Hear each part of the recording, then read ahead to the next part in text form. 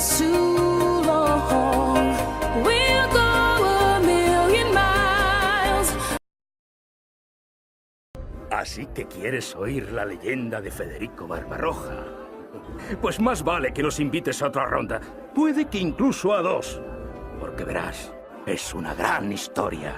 Pero bueno, todo en ese hombre era grandioso. Barbarroja fue un hombre de grandes apetitos, grandes ambiciones y una gran barba roja. Pero la pregunta, lo que tú te preguntas es, ¿bastó con eso? ¿Basta la voluntad de un hombre para construir un imperio? Porque en esa época no existía aún el Sacro Imperio Romano. Solo había un montón de belicosas ciudades-estado. Estos principados, dudosamente leales, estaban más interesados por una confederación libre que por un imperio unificado. Pero Barbarroja creía que él era emperador por voluntad divina y tenía la intención de devolver su antigua gloria al Sacro Imperio Romano. Y si eso significaba acabar con todos los príncipes alemanes, pues que así fuera. Barbarroja era llamado el azote de Europa, pero era tan buen diplomático como guerrero. Unificó Alemania con algo más que su espada. Creó un código legal conocido como pases territoriales.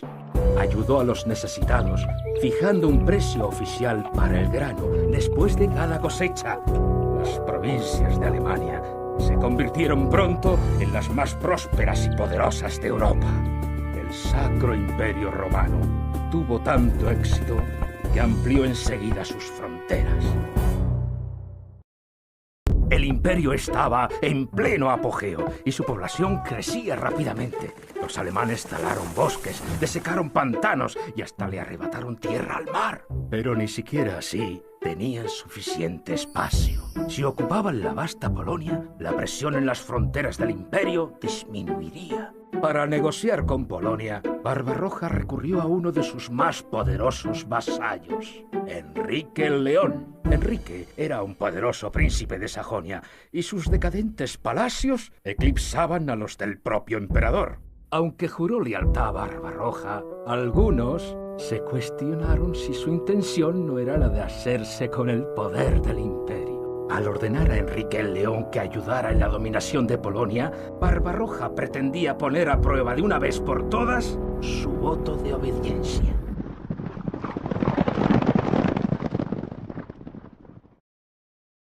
Enrique esperaba ser descuartizado, el castigo usual para los traidores en esa época, pero Barbarroja reconoció el potencial de un poderoso aliado y le perdonó oficialmente, a condición de que Enrique el León jurara apoyar a Barbarroja desde ese momento. Sorprendentemente, Enrique aceptó. Alemania fue unificada y Enrique el León pacificado. Pero el Sacro Imperio Romano aún no estaba completo. Desde la época de Carlomagno, el imperio reclamaba la posesión de Italia y especialmente de Roma.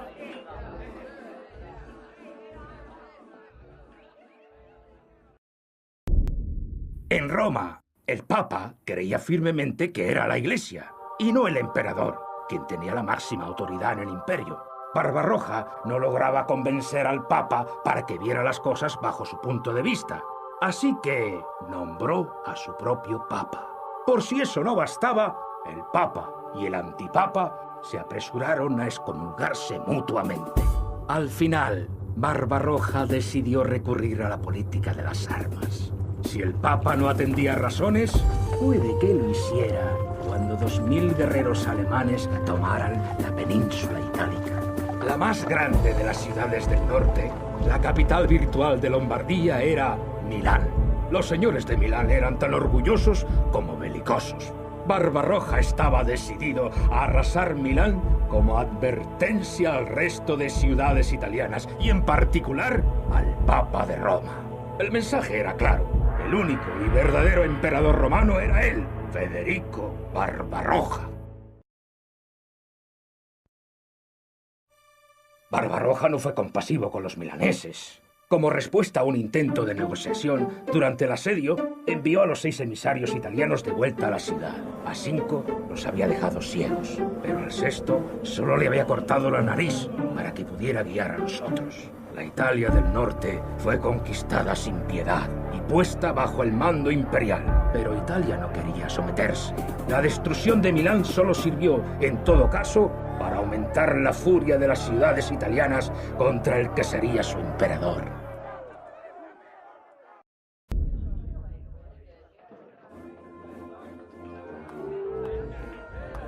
Mientras los guerreros del emperador estaban presentes, la paz se mantenía. Pero el emperador no podía estar en todos los lados al mismo tiempo. Cuando iba a Italia, Alemania se inflamaba. Y cuando volvía a Alemania, los italianos volvían a conspirar. Milán había sido tomada, pero el resto de ciudades italianas se unió en una confederación llamada la Liga Lombarda, que tenía como propósito la destrucción de Barbarroja. Si Barbarroja pretendía que Italia formara parte del Sacro Imperio Romano, tenía que vencer a cada una de las ciudades de la Liga Lombarda. Pero Barbarroja todavía tenía un arma secreta: Enrique el León y sus mercenarios.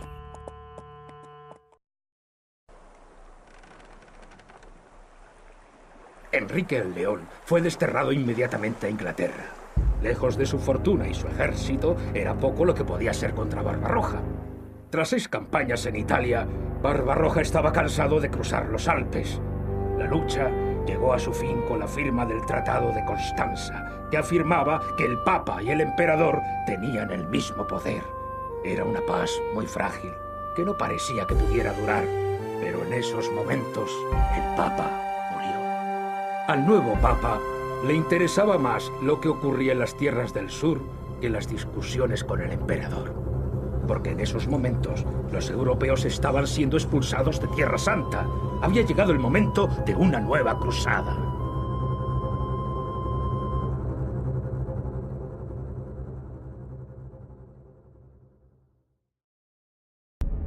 El Sacro Imperio Romano estaba culminado y por el momento Alemania e Italia juraban fidelidad a Barbarroja. Pero la paz no perduraría. Los estados cruzados de Palestina se estaban desmoronando. Un rey sarraceno llamado Saladino había expulsado de sus castillos a todos y cada uno de los cruzados. El Papa propuso una nueva cruzada antes de que la Tierra Santa volviera a ser de los sarracenos. Increíblemente, Barbarroja se dio a llevar a cabo esta nueva cruzada para el Papa, contra quien había luchado tan duramente. Los reyes Felipe de Francia y Ricardo Corazón de León de Inglaterra ya estaban a bordo de los buques que les llevarían a Oriente Medio. Pero el ejército de Barbarroja era mucho más grande y no había una flota en Europa capaz de transportarlo. El emperador tendría que ir por tierra hasta Constantinopla y a través de las tierras turcas llegar a Jerusalén. Constantinopla era la capital del Imperio Bizantino y una de las más gloriosas ciudades del mundo. El ejército de Barbarroja podría descansar y abastecerse en Bizancio antes de empezar la Gran Marcha. El agotado ejército de Barbarroja había andado durante cientos de kilómetros a través de abruptas montañas bajo el sol de julio. Así pues, al tropezarse con las rápidas aguas del río Coxu, los hombres se sintieron sorprendidos y agradecidos. Ni siquiera Barbarroja pudo resistirse a meterse en el frío y refrescante río sin detenerse siquiera a quitarse la armadura. Ante las incrédulas tropas supervivientes, Barbarroja se ahogó. Algunos afirman que el emperador no pudo nadar por causa de su armadura de metal. Otros creen que su corazón de 67 años no aguantó más. Independientemente de la causa de su muerte, la cruzada de Barbarroja terminó allí, el 10 de junio de 1190. Ese fue el final del Sacro Emperador Romano. Los soldados de Barbarroja estaban destrozados. Algunos caballeros se suicidaron. Otros se convirtieron y se unieron a los sarracenos, convencidos de que el mismo Dios les había abandonado. De todas maneras, quedaba un puñado de guerreros que todavía no quería subir a un barco para regresar a Europa.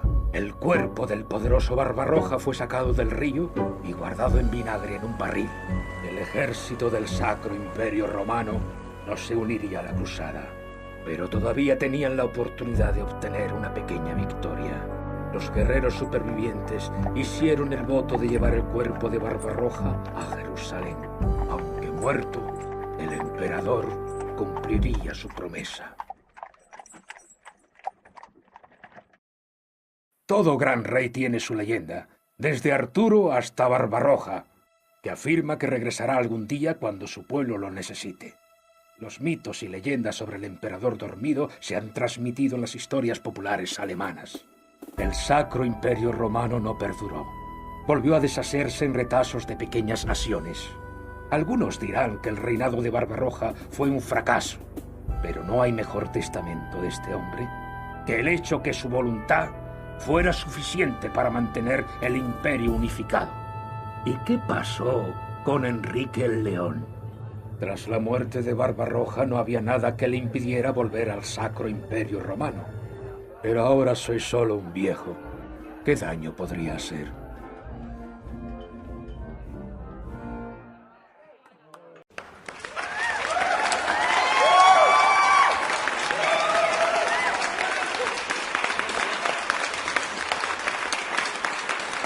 That's the way we live. This battle's taking us to